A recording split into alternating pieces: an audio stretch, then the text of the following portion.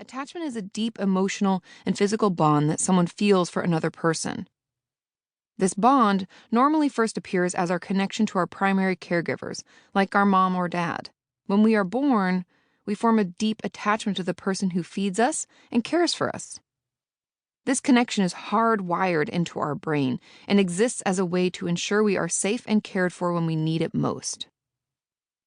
As we grow up, this attachment can present in many, if not all, of our relationships. Have you ever had a friend who shares that they love their new significant other after only dating a week? Or maybe you have that acquaintance who never lets anyone get to know them and breaks up with people if they try.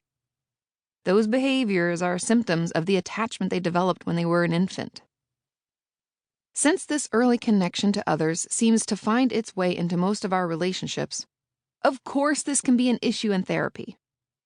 Although the therapeutic relationship is different from any other we have, that doesn't make it immune to our existing relationship struggles. In fact, because therapy can make us feel so trusting, safe, and comfortable, we may find that even if we can keep our emotional struggles under control in our regular life, they come out full force in therapy. Just like the two examples I briefly touched on, attachment in therapy can either feel like we never want our therapist to leave, or that we would prefer to leave them first to avoid personal upset. When we feel that we never want our therapist to go and fear it happening, we can act in ways we think will keep them around. For example, I hate to even put this out there publicly, but I used to tell my therapist that I was doing worse whenever I felt she was talking about stopping or lessening our sessions. I just needed to see her, and I didn't know how else to tell her.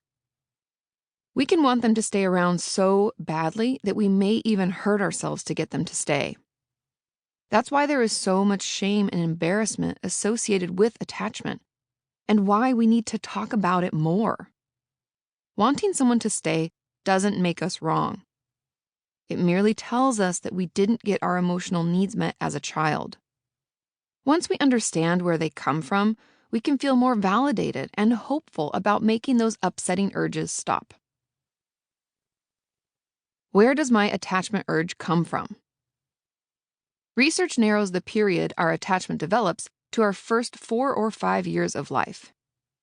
During this time, we rely heavily on our primary caregiver, usually our mom or dad, for much of our care.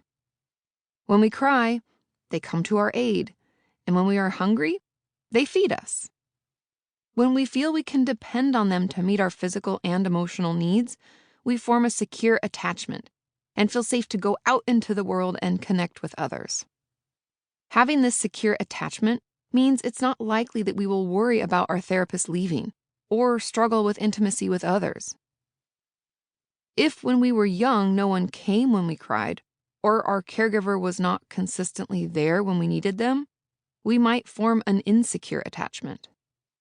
Our parents not being there when we needed them sent the message that our needs were not essential, or possibly false. Many of my patients who grew up in these situations share how their mothers would tell them to be quiet and go back to their room, some even refusing to hold them when they asked. I know a lot of this sounds harsh, and you may be wondering how a mother or father could do this, but often it's because of other things going on. Perhaps another child in the family is suffering from a chronic or deadly illness. Or the family is going through a difficult financial situation, and both parents have to work full time. Whatever the reasons, when we don't know that a parent cares for us entirely, we may try to find someone who will. That's why attachment presents so strongly in therapy. What if I don't feel connected to my therapist? Often those of us who didn't have a loving and supportive environment growing up can struggle to let anyone near us. When a child's caretaker isn't around when the child cries for them, they sometimes stop crying or reaching out for help. In a way, they see their efforts as a waste and give up.